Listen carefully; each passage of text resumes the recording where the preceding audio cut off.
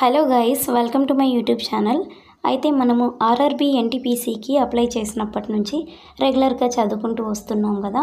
So RRB NTPC కాదండి, all competitive ఎగ్జామ్స్కి related ఒక ఇంపార్టెంట్ టాపిక్ అండి ఫ్రమ్ ఇండియన్ హిస్టరీ నుంచి.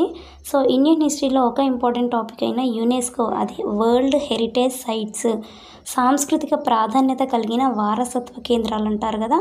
సో మన ఇండియాలోని వారసత్వ కేంద్రాలు, వరల్డ్ హెరిటేజ్ సైట్స్ ఏమేమి ఉన్నావనేవి ఈరోజు ఇంపార్టెంట్ టాపిక్గా మనం నేర్చుకుందాము. అయితే ఆల్రెడీ నేను మీకు చెప్పానండి, వారసత్వ కేంద్రాలు అంటే ఏంటంటే హిస్టారికల్ ప్లేసెస్ ఉంటాయి కదా. సో ఇండియాలోని హిస్టారికల్ ప్లేసెస్ అంటే చాలా ప్రాధాన్యత, అంటే ఎక్కడ అలాంటివి హిస్టారికల్ ప్లేసెస్ ఉండవు, సో కొన్ని మాత్రమే ఉంటాయి. సో అలాంటి వాటిని గుర్తించి మనకు వరల్డ్ హెరిటేజ్ సైట్స్లో ఒక్కొక్కటిగా రాస్తూ వస్తారు. అయితే ఇప్పటి వరకు యునెస్కో గుర్తించిన వరల్డ్ హెరిటేజ్ సైట్స్ మన ఇండియాలో వచ్చేసి టోటల్గా అయితే 45 ఉన్నాయండి. అయితే ఆ టోటల్గా 45 ఏంటివనేవి లాస్ట్ టైం వీడియోలో అయితే మీకు చెప్పాను. సో మన ఛానల్లో ఉంది, ఒక్కసారి వెళ్ళైతే చెక్ చేయండి. ఆల్రెడీ చెప్పిన ఆ 45 ఏంటంటే ప్రదేశం పేరు మరియు అది ఏ రాష్ట్రంలో ఉంది, ఏ సంవత్సరంలో గుర్తించబడింది అని మాత్రమే చెప్పానండి.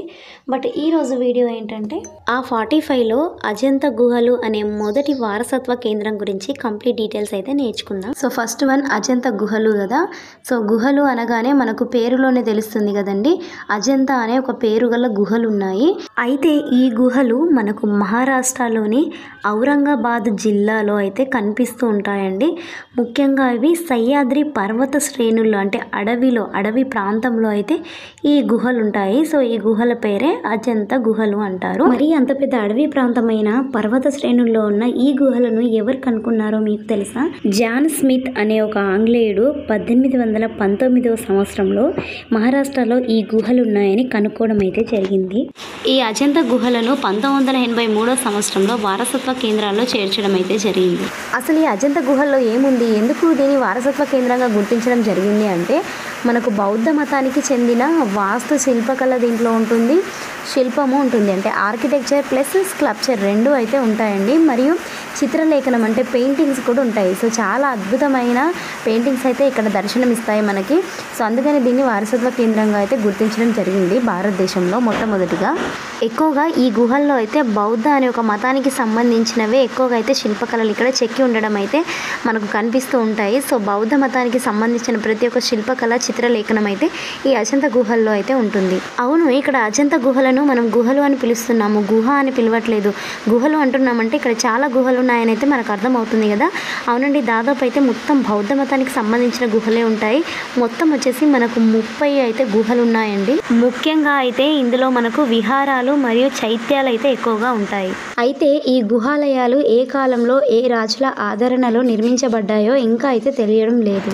అయితే ఇక్కడ లభించిన కొన్ని శాసనాల ద్వారా అజంతా గుహాలయాలు క్రీస్తు పూర్వం 2వ శతాబ్దం నుండి క్రీస్తు శకం 8వ శతాబ్దం మధ్యలో నిర్మించబడ్డాయని అయితే తెలుస్తుంది. అంటే దాదాపు 1000 ఏళ్ళు అయితే జరిగి ఉంటుంది ఈ గుహలను నిర్మించి. అయితే ఈ 1000 ఏళ్ల కాలంలో ఈ ప్రాంతాన్ని పాలించిన అనేక వంశాలు ఈ గుహలయ నిర్మాణంలో పాల్గొని ఉండవచ్చు.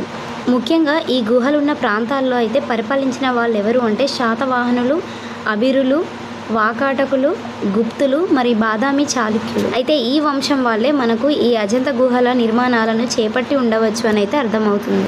ముఖ్యంగా ఇక్కడ బుద్ధుని మరియు బోధిసత్వుల కథలను తీసుకొని వాటిని చిత్రాలుగా గీసి శిల్పాల రూపంలో అయితే చెక్కి గుహల గోడల పైన మరియు పైకప్పులుగా అలంకరించారు. ముఖ్యంగా ఈ బుద్ధుని మరియు బోధిసత్వుల కథలు అయితే మనకు పాలి భాషలో రాయడం అయితే జరిగిందండి. అయితే ముఖ్యంగా పాలి భాషలో రాయబడిన కొన్ని జాతకాలు, రూపాలు కూడా ఇక్కడైతే ఉంటాయి. ఇంకా బుద్ధుని జీవితంలోని ప్రధాన ఘట్టాలతో పాటు బోధిసత్వులైన వజ్రపాణి చిత్రము మరియు పద్మపాణి చిత్రాలు అందంగా చిత్రీకరించడం అయితే జరిగింది. అయితే ఈ గుహల్లో ఒక శిల్పము చాలా సుప్రసిద్ధమైనది. ఆ శిల్పం పేరే మహాపరినిర్వణ, అంటే మరణిస్తున్న బుద్ధుడు శిల్పం అయితే అక్కడ చెక్కబడైతే ఉంది. అయితే క్రీస్తు శకం 8వ శతాబ్దంలో ఈ బౌద్ధ మతం అనేది మొత్తానికి క్షీణించడం జరిగింది. సో దానివల్ల ఈ గుహలు అజ్ఞాతంలోకి వెళ్ళిపోయాయి. అయినప్పటికీ ఎంతో చక్కగా ఎంతో అందంగా చెక్కిన ఈ గుహలను చూడడానికైతే చాలామంది పర్యాటకులు వస్తూ ఉంటారు. సో ఇదండి కంప్లీట్ డీటెయిల్స్ అబౌట్ మనకి అజంతా గుహలు, వారసత్వ కేంద్రాల్లో మొదటిదైన అజంతా గుహల గురించి ఈరోజు నేర్చుకున్నాం కదా. సో రేపు మరొక వీడియోలో నెక్స్ట్ వారసత్వ కేంద్రమైన ఎల్లోరా శిల్పాలు, అదే ఎల్లోరా గుహల గురించి అయితే నేర్చుకుందాం. ఈ వీడియో మీకు నచ్చితే కనుక లైక్ చేయండి. మరెన్నో ఇలాంటి వీడియోస్ కోసం అయితే ఛానల్ని సబ్స్క్రైబ్ చేసుకోండి. Thank you for watching the video. Bye bye.